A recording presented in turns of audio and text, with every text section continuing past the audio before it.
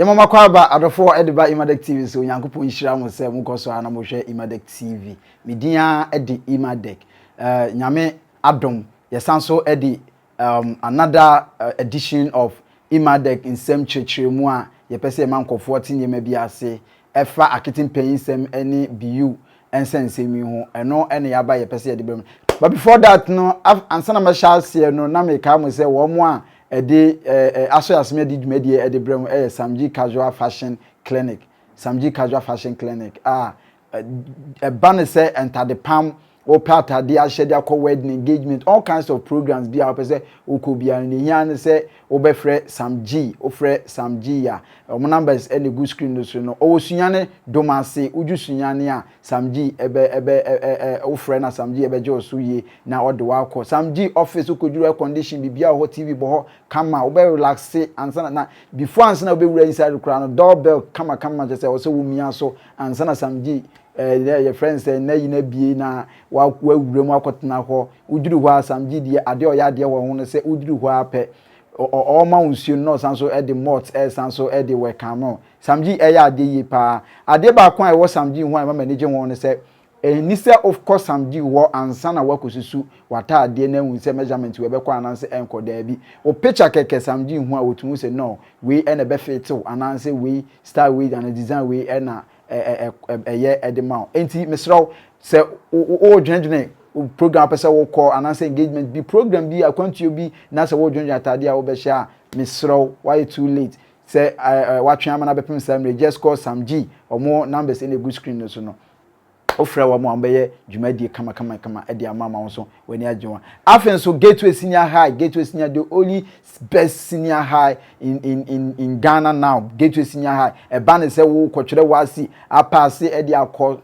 school pon ananse bia university no akwakote wadisuan so a Gateway senior high is the best school for you. Gateway senior high e wo Sunyani bagi e frɛ wote bakoni aba. In fact ujuru Sunyani pe frɛ number see a good screen so no o beba be fa o mo ankasa the private car kama beba be fa do akọ akuju office no ma no edi nkomo in case e bia why wadwen se o pese wo to wadisuan so ekosuan de o Canada,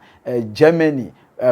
friends in America, ananse England. All these countries are maybe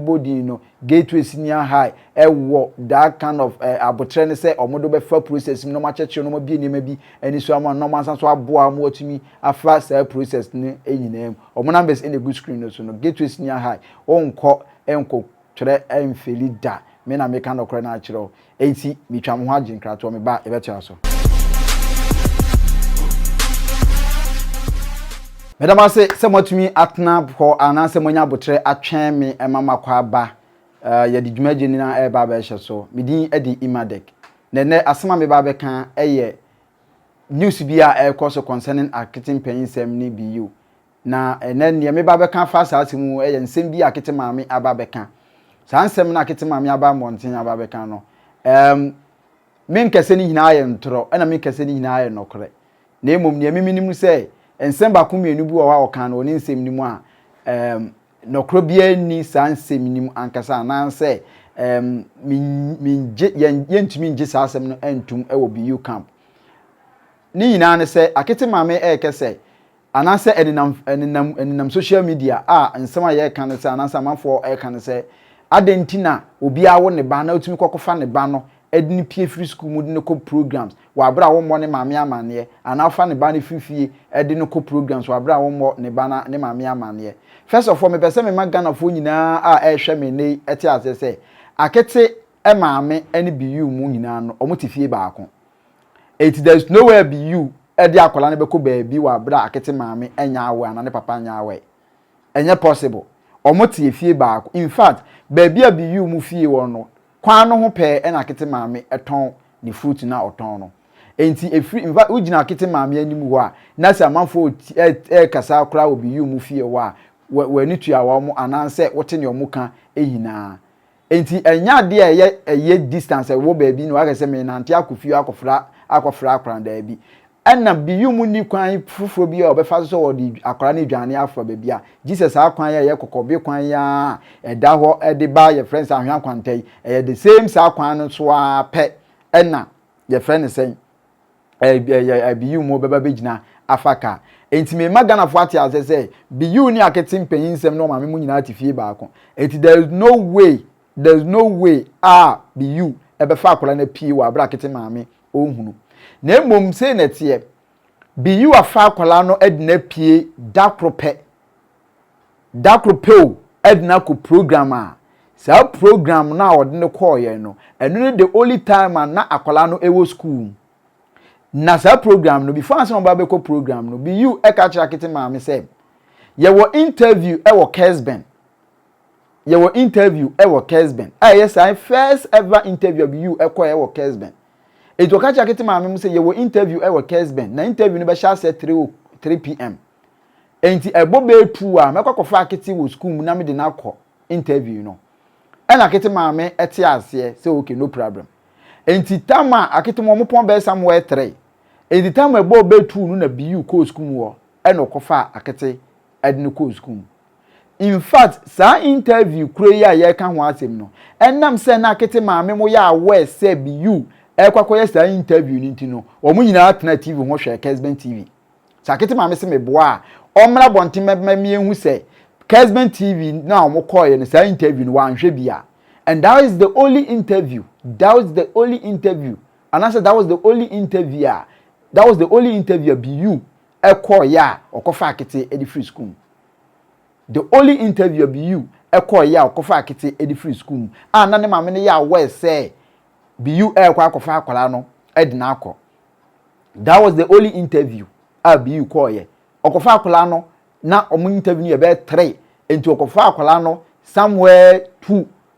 eno okofa akola no de ne koy Akete maame ene ne nkofo no omo ton ni ma nyina aware of this asema me den meka no enti omo nyina ehwe TV ehwe Kesben that particular day because now that was the first time Akete Mpeninsem enso eko TV so for an interview enti omo nyina kokotna wo ehwe Kesben TV ni bi enti se maame no ene Ghana fo bi ni na bonten se Beyou kofa akola ni free school ana Beyou kofa akola ni ko program wa bra omo maame ne papa na maane a sa asem no krobia ni Beyou mfa akola ni ko ba bia wa bra maame ne papa no monya awe enye no kre bia ni se Beyou di akola ni pie ko ba bia maame ne papa no omo enya awe omo nyina eya awe now asem ba kwa me sanso pese me address eni ade ba kwa pese me sanso address ni say Akete maame ne papa ba bonti be kasa no maso omo kan ye ni say Beyou edi wo mu esie na Beyou mpom pese amanfo be hunu say omo na ye Akete maame ananse eye Akete papa na nasema wo kan ne say eye ne sister biba eye nokre Beyou ka say ne sister biba is because wa famo se mu nyina mu ye nuanfo no ne mu nyina ye dey atifie but then Beyou ni nuama na we ho no on claim Akete mfama ni nuama ni bia eti me be kire wa de bi na me be prove mama hu se Beyou on fa Akete maame ene ne papa emfansie mom ye konkohwe video bi a sa video num na Beyou ebo Akete papa ne maame abaso eda wo mo ase after say omuwi ni YouTube 100,000 subscribers no omunya 100,000 subscribers ni ewie ye no achede a YouTube for the bre wo mo no Beyou da achede na di a order na dofo ase no obo Akete maame ne papa edin ewom me ko sa video nimra. So we are rapping for communicate to the world. Sure. Big ups, Akete Senior High School 2014 batch. Big ups to you guys. Big ups, Sister Dana Germany, I see you. Akete Mami Matilda, I see you. Benjamin, I see you. Boniface, I see you. Bobby So, I see you. Ba Frank, I see you. It video no ne akwa ba no. Edin na mote se Beyou e ka say Sister Matilda no. Sister Matilda no eye Akete maami ni din. Eti Beyou onyina baabi ammo obia din uko Beyou abusua mu ane maami ni nua no mu eguo no obia ni wa ye frɛ no Matilda. Beyou sanso bo Benjamin Akete papa me kan kire me say ye frɛ ne Benjamin a eyo no Akete papa no din na Beyou boy ye enti Matilda ne ta Benjamin na Beyou boy ye no eye saa maami ne papa no enti sa wotie o say shout out to Akete maami Matilda Sister Matilda eno sanso bo Benjamin sa di mienu we no boy nyina no Akete papa ne maami edin enti ade na kyese ode omusie ade na kyese ode omusie ananse comedy na no san kode omutwa bi no mu si Akete maami ne papa ni ana e wo san kode omutwa comedy ni bi skit ni bi short videos ni bi no mu se Akete ne papa ne maame ni ana enti ni abrante na ye na ho krampo kire se asem na manfo ka se de nam social media manfo ka se Beyou di Akete maame ne papa esie no to an se no ko bia ni asem nim okoye interview wa mo ni nua ma ni din okoye sai videos no wa mo ni nua ma din e ya Akete maame ne papa e no bomu din se sister Matilda ene Benjamin momudin no boy another thing na me san so pese me ka ho asem biem ene say ye bisa Akete maame question bi say account na eye bank account na ye bie ma amom no anaso omu bie ye no say ne ho asem tie now wakwakoye interview na wakwakoye no ewo Oheniba media na interview no koye no Oheniba media no asema Akete maame eka fa saa sika asem no eho no momye nkonko tie mra account bi ekọ so ewo Beyou ene akra ne ntem Beyou bi account ma akra no saa be yo ne akra ne je adwuma eye no account na tesen account na wo bi o ka se obebi a ye ka se da bi ye nsa wontimi bi account ma akwala bra ye parents wo na ye ko bi no fita asem ni si December no si December free on December January February March aye wura mi account no won fa hwe mba akwala ne bio won ma won tu akwala ne ka bio enti akra na ankasa na adwuma no ye no sika sempa na beti ka se menya to ho ma akra no akwala no e ba sa sika wo de ba ye se me di kan akra kan se wo de 4,000 first and 50,000 the 5 away 40 away your friend the 40 million 40 million and 50 cities better wow so yes I know afide na akatue no na wo matrend so sika no me na me nko bank no hokra na makọ check the balance because na sika ni ba was send go a message na beda me kunu phone so that na me ni WhatsApp phone so me kunu wakọhwe na was say bosom we was send 400 was send 700 bosom we was send 700 so dana me ko eco bank no say me ko check balance me ko check here no na mo sika no 8,300 and the account no but 8,300 no emu no ye fa say won say me ka say ye yi mu 1,000 na e dan time no na ensoin but ne ma me ka say o pesika bi o di say tue sika bi ka na o de yade so sika na o de 4,000 ba ye yi mu 1,000 and e de ko me ko pa busia so ye say na ye yi mu 1,000 and e de ko ma nipa no so e ba sa no no ko kan 8,300 na ka be 9,300 it is a brady akra ne wo 8,300 all right it yakwakoti Akete maame na asema wo ka no Akete maame asema wo ka e kire say e free say Beyou omu bi account no ne ade ewie ye a Beyou di say sika na ye sika ni nyina de ma wo mu wie no bibia ekosi say e ka wo mu say 8,000 say 9,000 e wo account nim ana yan fans o say 8,000 e na 8,000 no 1,000 cities na omu yi free so emra Beyou de 4,050 ni ma wo mu no tie be kan wana say your friends 9,050 anase bisa e di say sika no eno ne the only sika Beyou di ama wo mu na e free December na asem ni si ye no January February March Beyou anfa sika bia anfa ma wo mu okay no kra kakra was asem wi na momi be chechi mu mama ti ase Beyou emra Beyou e sika ma akrala no eju ba bi no mo ka se da bi ye nwu ye ti ase na fa sika na wo se bi ma akrala no fa bra ye ne be kwakobie bank account no that time no sika Beyou e de ma wo mo e 4,050 cedis 4,050 cedis or the 4,050 cedis ni ma wo mu wie no o san so ma Akete maame ne papa 700 cedis every month sa 9 good months 700 cedis every month sa 9 good months ensi ya nya nyina ye calculation no bi e wa ha okay ye nyina ye calculation bi wa ha 700 cedis no times your friend is saying 9 months no ye misa say ebeye sen 700 cedis no times your friend is saying 9 months no ye misa say ebeye sen o de ba be ka 4,050 Ghana cedis no ho a eno nyina mpo no sika sen okay so I think say min twan tronchra manfo no na obi enye mistake e woni calculation no meso me pepe calculator bi na me da calculate enti me fa me phone na me da calculate enti mu nyina mo ntwen mu nyina mo ntwen na memfa me phone na me so nya dan me calculate ne nyina ye hu the figure na ye kan ho asem e wa ha no ye nyina hu the figure na ye kan ho asem okay nyame adomic phone no ekita me sesi a say na tie 700 Ghana cedis times 700 Ghana cedis times 9 months no e 6300 o de ba be ka 4050 Ghana cedis na Beyou de ma wo mo initial yi na no na scan ni aba be 10350 it is sika we nyina no e from time of this 4050 Ghana cedis no any 9 months no ebepim December e ye 2021 December now 2022 January asem na nkesa na ye ntokwa nketenkete no ehya ase somewhere December ni Beyou kofa akora na o men kofa no Beyou yesi adabi Beyou yesi ase no December somewhere November December na sansem ni nyina ebeboye e start say eba enu tina ma December na o son komkwa brochi na o montumi anya den anko no January mu ho na o mko pay school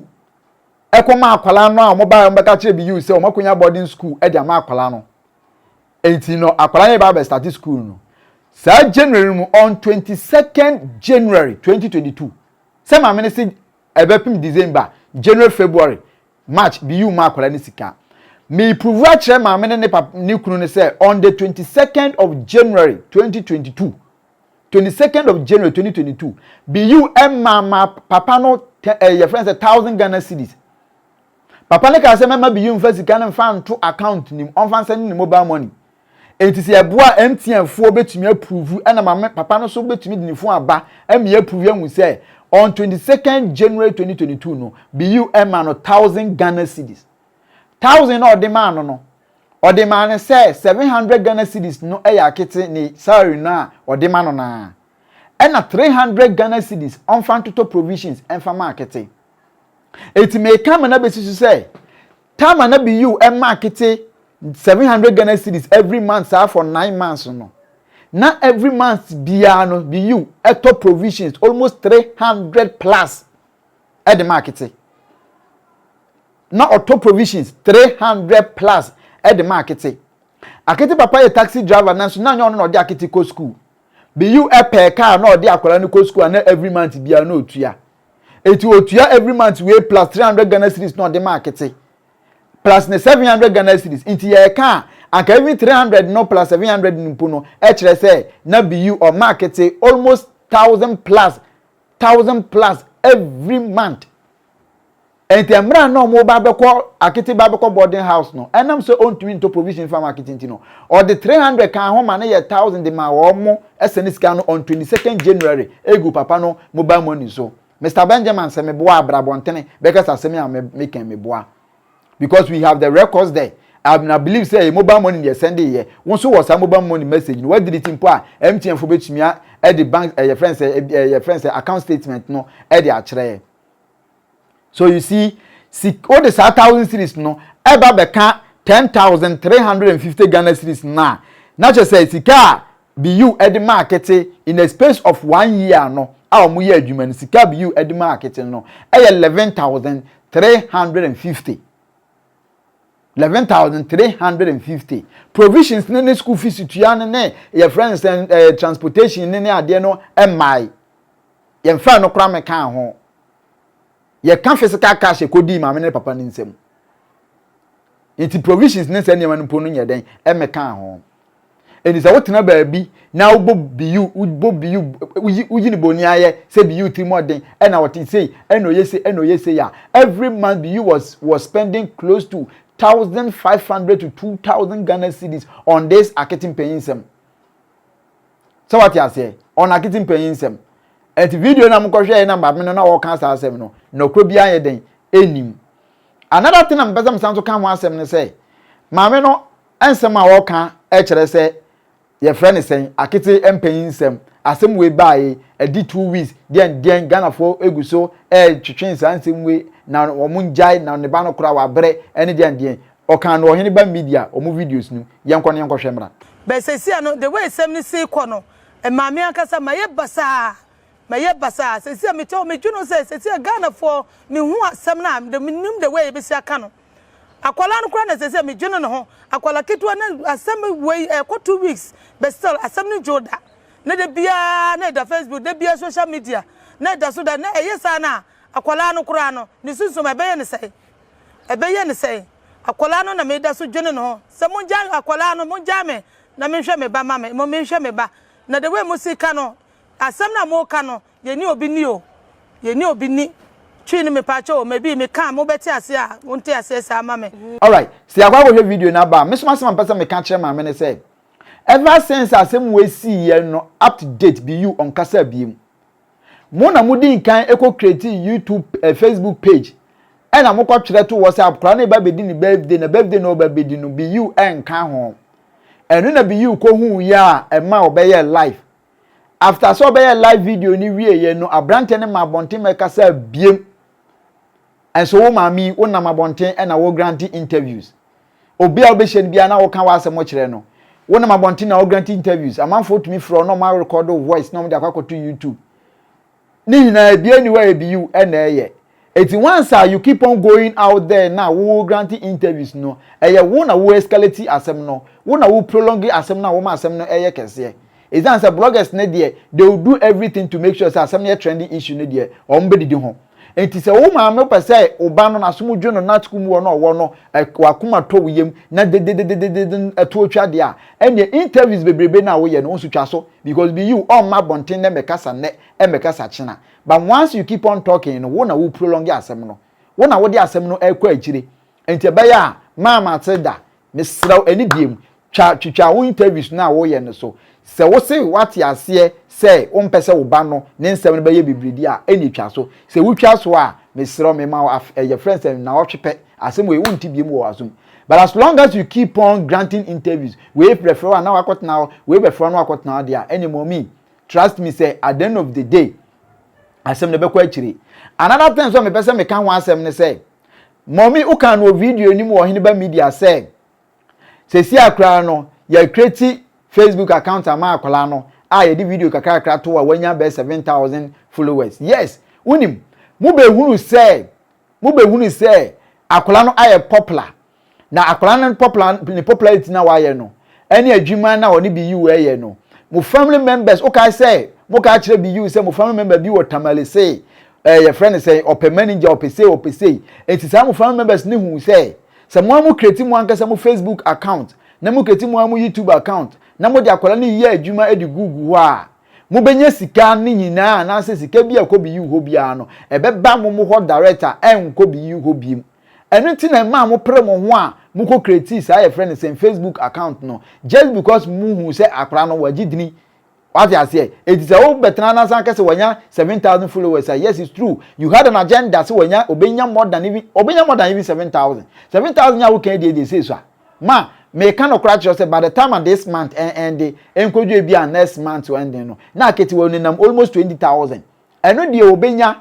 followers need the obenya but getting those followers on Facebook no nkire say akola no or your star chen obi a Ghana ha ana e kire say akola no ne stardom no ni nyina no da bi eti adwen na munya ye a mo pese mo create YouTube account ni Facebook account no sa de ni sa adwen na munya ni nyina no aye adwuma ma mo pepepe and we support it in good faith. Another thing I'm person me san so kan wa asem biem say o kan no video nim say edi Akete no eno de wo akola na bra wo bra ne de ne ade ne o de Ghana fo mo mien konko tie sa video no emra me pacho say de mo ka say mo hwe without Beyou mo hwe no sa na obi so be ka say without Akete ye hwe Beyou so sa anti na ye de akola ni ye short movie kakra say si na ye ko ye we Facebook we bi account man no say ye nye be 6,000 followers am no movie no say who say man for like ne kakra share all right enti video ni akwakotie aba no enti na mo mi kire say enam say owo ne ba Akete ni a whole lot of issue ninti no on edi Akete no no de ma Akete no nemo Mpeninsem na Beyou edi ma Akete edi kan no na be Akete Mpeninsem ma me catch ro plain say Beyou se men kan cho say edi Mpeninsem no momfa odo akwara no wona kumam openasem enam odo wo ma akwara ninti no one ne ma me predin no ho enti din Mpeninsem no ode chemo momfa nto akwala ne din so na muyi free no so e be den se Ghana for be recognize no enti momfa nto akwala no so na ne din Akete Mpeninsem no enkoso anye kese esan se obekwa kofa akwala biem aba empo akofa esi aba wa frɛ no esi kokoti wa amfa Akete Mpeninsem no amfa ma no enihye no ode ma no bere bedwu baabi no wa yidi ne de free akwala no so enti eno so ya another thing wo se mo sanso ete ase se Beyou e de din no e de amam se momfa ompe din ni de biem ti Akete Mpeninsem no eye mo ankasa mo japade sesi a momfa. All right, me sanso edamase se mitwa me ho no munya abotre na mo anyi mo fidie na mfiri ho na muguso a mo hwe Emadek TV midin eye Emadek enye dede ene ye wa ha ene enye ntokwa na ene obi ku nemo nsem bi a ekoso ena ye bie nsem nani ama nkofo ate ase ene nam social media se Beyou ene bo be asamwadin sebra asamwamom ena ye frene sen manage akra no asem we ba ye no Beyou aba bonte abekasa wampe ne life no ye no ano no onkasa biem asema Beyou eka fa bela samwa ho no mom ye nkon hwe mra media Akete ko bela samwa ofabel mam ye yie me de ko bela ofabel mam ye yie but mo share video mam share mame mo share ofabel mam ye yie sa video ne ko ye na mam fo gu yesu bebrebe no Akete ka chem so fa yima mesa I'm so okay fine any yankoi I don't want me person besa no so besa ti yes no sako ofabel honum ti osa no na ofabel $2 makom yensa $1 $3 and $1 $4 $1 say almost 6 cedis 6 times 3 say 24 plus 4 cedis say 27 cedis omo dis kan ye dey omo dis kan mo dis kan ma me na dis kan ye dey shame bottom 24 cedis o man ponten case kakra me de kwa no ka ye fa ye no almost 400 cedis in and out de bedu fia ne days achi omo frame me ma me ba fie omo busa me say obi say Akete nya sika pa adan ya okọ bela samwa yie no ya tu sika agunu so dollars agunu so pa na man fa me do mo na me say eti Beyou asem oka kire bela samwa ho no ene akwa akwa hwa ba no eye ayie na omo kọ ye na ye toto $1 bi miensa bi di gu akwala no so ma me be confront Beyou say me wa wa obi aka kire me say mwakọ bela samwa yie na mo kọ ye no bela samwa ache musika wa mamu dollars bebre enso wan fa ba kumpo anfa ma akwala no na Beyou say wan sika odi ma eni $3 $1 miensa ene se to 5 bi sika ko ni nyina mpo nyu 30 cedis na ma sika ben eguo me fa nya hwe eneni na ye sika no guho etmu hwe Beyou video na okoyi sika no podi be ye e de be kire enti sika no nye sika bia Beyou akwakofa sika bia na so akwakoya yi bia na se obo bela samwadin se bela samwa mom ena emanage akwanda bi ofabel ba bia wo bia no Beyou se men kan kire o se ono uni asem no nkan ho asem nkire wo bia onim se wo do no se na kwala ena ono so do se ni panyin no ono uni problem bia o shia respect o de ma ono sa respect na no de be ma empo no amanfo na ye keka se ye fe ne sen wo na wa kotu esika dia mankofo se ye nokre se nye nokre wa ba bonten wa be kan wo so de se nye nokre Beyou so ono uni issue as long as you have nothing to do with him and neningwa se beba no ono so ni uni issue on kan ho asem nkire obi a na on kan ho asem so enkire obi asem bi ba wa kan once obi na no once no so no ehun video e na mabo akire mo me sanso ba Akete maame eso Akete maame o kan no video na eye ohiniba media video ni mu say Beyou eba se oba beje Akete a mo de be ma no se contract basis ni ade free ha say se Beyou sa ba se wo sa pese o manage akra na wo be ma no ho kwan na manage no me no se Beyou ba se sia se obe manage akola na me ni problem because me nti na me ka bebrebe no wom se ono na ma akola ne din apagya ma ewiasa fa na nyina ehu na akola no so me nti me ka se wo ye boni aye be se sia no se Beyou se oba be fa akola na ye djuma Jesus sign contract na ye hu bia ansa na djuma ne mo be koso na o ma koso aye me kan ne amamati ase say Akete Mpeninsem will never come to Beyou comedy again. Beyou comedy doesn't need Akete Mpeninsem Beyou. Beyou comedy has moved on. It's say Akete Mpeninsem ebe Beyou comedy mu sesi empo a. Ebia no wan hwe ni ya sa 700 Ghana cedis ni plus provisions ni po ebia wo nya ni biem. Because this time around ya tia kofa esi kokoti aba. Kwame Eugene ewo ho. Your friend is kwaku frempon enso aba beka ho. Enti ye contract ma na favor nkwala me ensa ni nyina. Ye nye contract na ma na me favor Akete nko a. It is a first na Akete ye money provisions etua school fees esanso man 700 Ghana cedis a. This time around no ye sanso yes a contract na ma nkwala ni nyina. Na ewie sika se na beka Beyou nsem. Say no de betu boys or no mo nam ni body guys na okwa okoba bia ye fama Akete a okoba bia ono mo nam. Still na no mo nam. Na mpo so mu ko bi na wo so mu tofu albuka ani mu a sai eno mbeye enti Akete ma me ne papa beti ase say omo so di Akete bre Beyou dia ene contract na on be kokora na wan hwe sika on be gina man timpo na bia na enyuri 700 Ghana cedis no this time around sa sika na de be ma wo mo no provisions no school fees because yakofa nkwala foforo do ma ba we are going to even bring more. So now the Beyou comedy is not even going to depend on Akete Mpeninsem any Beyou biem. It now depends on a lot of people and a lot of teamwork. And analysis we are made it means they wouldn't even accept anything less than 700. What they are saying, they want to accept something more than that. They even want to share everything with Beyou 50-50. And Akete Mpeninsem I make a statement where the last time I about life a video. So what we are saying is that peyani analysis ayaye any pe mo so dia mo kan de e kire say Beyou comedy can never and ever work with Akete Mpeninsem biem. Eti ma me say work na baby no wanya nuhu say wo pese wo di Beyou comedy Akete Mpeninsem di Beyou dia ene ne ye ka kire wo say enya adwuma biem. Enya adwuma eti Akete cannot be with Beyou comedy again. It doesn't mean say Beyou any Akete wo problem and Beyou tan Akete. Mo anka mpo mo ka kire akola no plain say Beyou a very bad person. Beyou ye nipa bonini. Ema na akola ne hu Beyou kura no Beyou kwa akola no wa na akola no ye dwane. Enso ene Ghana fo mumu atwiste asem ne say Beyou mumu ne pam akola no free ni camp. Beyou on records Beyou empam Akete Mpeninsem free ni nchen da. Beyou on pam Akete Mpeninsem free ni nchen da. Onye hey Akete Mpeninsem so da. In fact so woni Beyou nam ene Akete en sankofo enam a now she say ne Beyou wo Akete Mpeninsem a I'm telling you Beyou ontimi mie na no enka sansem ne nchira Akete. But then the last time I made a video me ka kire mo say Akete e maame wona wukunu maka kire akola ne say ohu Beyou a wontwam and it is evidence and Akete every school mu ba beju Beyou mu fie wa ohu so Beyou maame mu mpo wo ho mpo a omchia obi a omfie obi a akola ne nam fie o omfa obi a anya hwe biem. So what you say omfa obi a anya hwe biem. Etina e ka kwezi say Beyou comedy on records can never and will never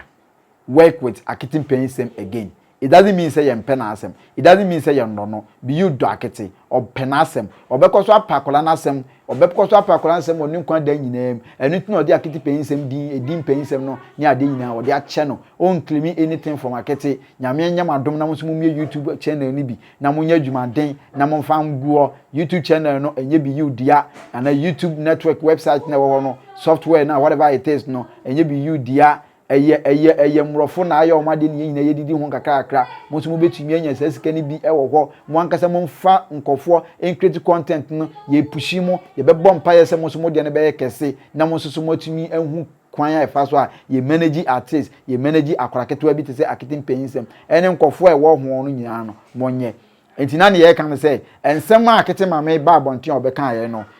Ghana fo bi etwa bobu yi oni ade no emu no kra nyina no e na maba bonti amaba beka no medi eda so eye Emadek GETWAY senior high omona be se ne good screen so call them any information ya wo hia edifa wasi hu bia no omode ebema. The admission is still ongoing. Omoje students still now omuguso omoje student wa anye fasa na month no end there na say match end there why come afenso SAMGEE casual fashion clinic chese wo tie di ni mpo otumi se ampa eba ne ntade a se atade bia na mfi nyina ye ne ye ne nyina no SAMGEE aye na jo so obebo ne pane kama omo na be se ne good screen no call them o Sunyani Odumase ukoduru kra na se ope baby ada SAMGEE be ma baby ada o wo baby a wo bia wo Ghana ha baby no you call SAMGEE a obeye wadwuma kama na the delivery no so amana bejo doorsteps nyame hira mo omama hoden say mokoso ahwe Emadek TV na mo subscribe to your YouTube channel. Please subscribe to our YouTube channel. We have a lot of information to give you. Thank you so much. God bless you. Bye.